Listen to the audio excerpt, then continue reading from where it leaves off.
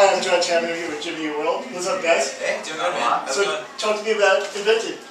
Well, our sixth, or maybe seventh, depending on how you rate our first amateur outing record we made, came out a couple weeks ago. Right now we're in New York. Fabulous. Terminal 5. For one of two shows we're going to do here and then continue on. So, I mean, how is it to, play the new stuff versus the old stuff when the crowd probably really just wants to hear the old stuff? Right. Actually, we were talking about this the other day, but it seems like with this record, people seem to be warming up more to the new songs than in the past when we started busting out. Right. I mean, I know how it is. Like when you're a musician, you're always kind of more excited about what you just did. Right. Your newest thing. But as a fan, you realize it also kind of sucks when you go see the band you want, and they don't play any of the older songs that they like. So we've been trying to play like a balance of things from. It's weighted more on the new record, but we play a long time now, and we try to get stuff from all the records. You guys should really screw over the audience tonight and not play the middle. Yeah. Or Sweetness, or we should go into like the first couple bars and say, oh wait, we're not doing that yet, and then forget to do it. Or just play one song.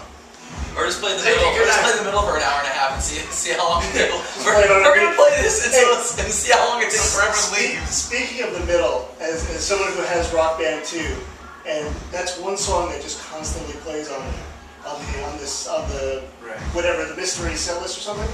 How do you guys feel about? I mean, you've lent your songs to the format. I'm just curious what you think it does as a band to have your songs on the video games. Does it help or hurt? I guess it helps, right? I don't see how it would hurt. I mean, I think it helps in the sense that for people who don't play music and but are into video games, right?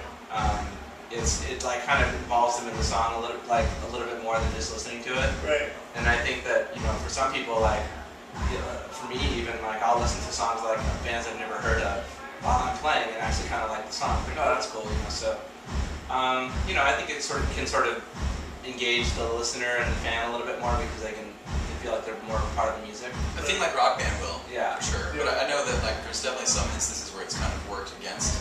Because if I have to hear Dead Kennedy's Police Truck one more time after playing Tony Hawk, for like summers. Yeah.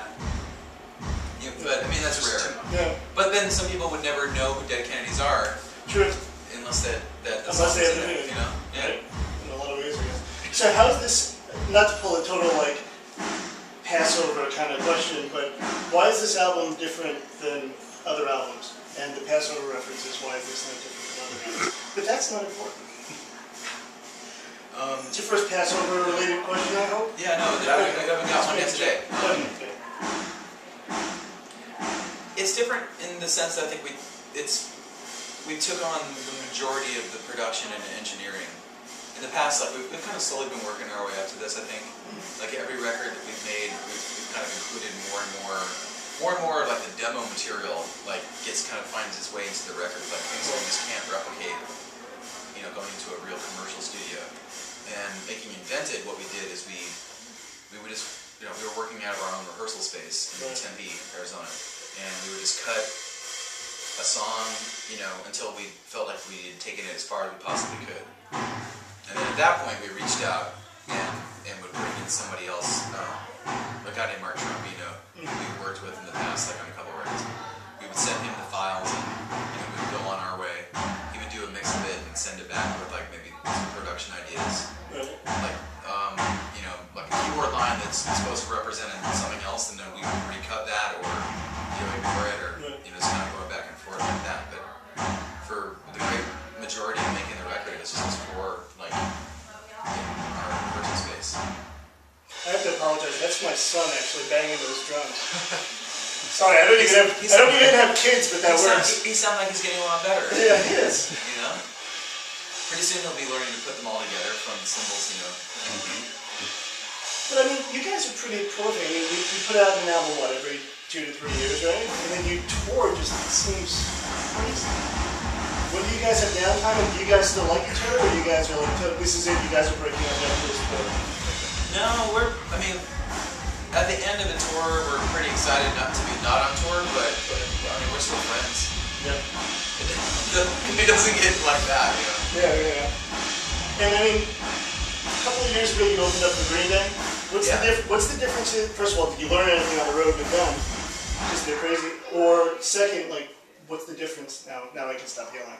Well, like shows like this versus like headlining versus like kind of warming up a crowd. I mean, you guys aren't like rookies who are just going out there for the first time, but the Green Day shows. The Green Day shows were pretty good because I think that's people who aren't familiar with us that were Green Day fans, like as a pure ratio, they were probably gonna like what we do. I mean, we've done opening gigs where it was like didn't matter if you're not a headlining band, you're just people could care less. Yeah. But with the Green Day audience, I thought it was really helpful. Like, And I mean, what about the headlining shows now? Like, I mean, do you guys prefer obviously headlining, right? And then it's just different. It's just a totally different.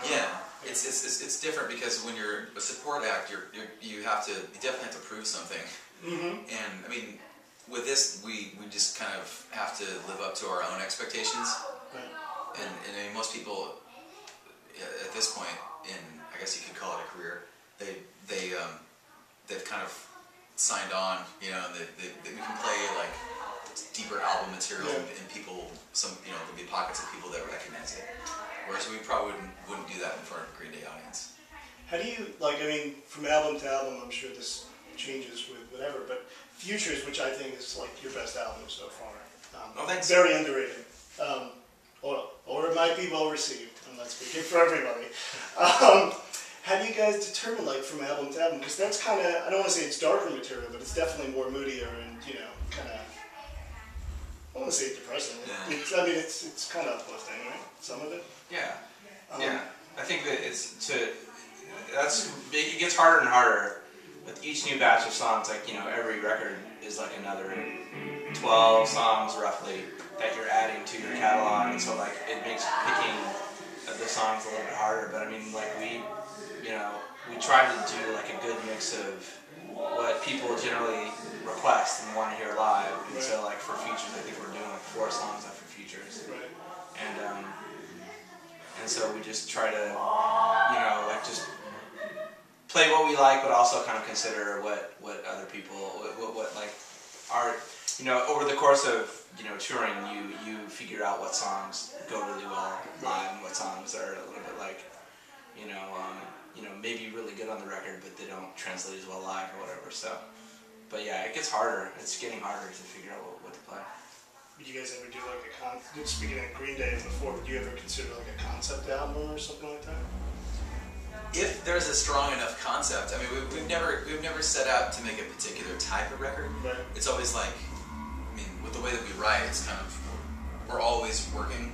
So like a record would 10 to 12 song record would end up kind of encompassing a couple of years worth of time of material, and it's kind of, we just choose like what we feel are going to be the best overall songs, and that could be a song that was written like right after we got off the road from the last tour, or something that we did yesterday.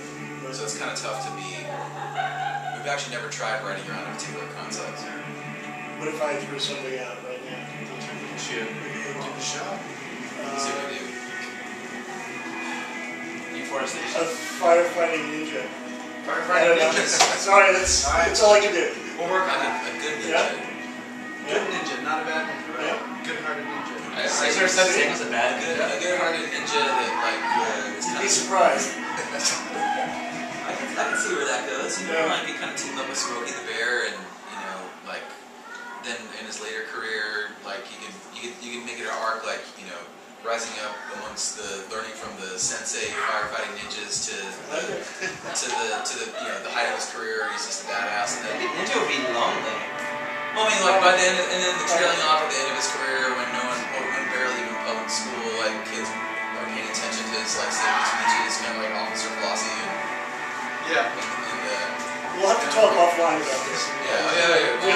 Yeah, we'll trade emails. We'll collab on this. Yeah, totally. So that's part 1 of the interview. So.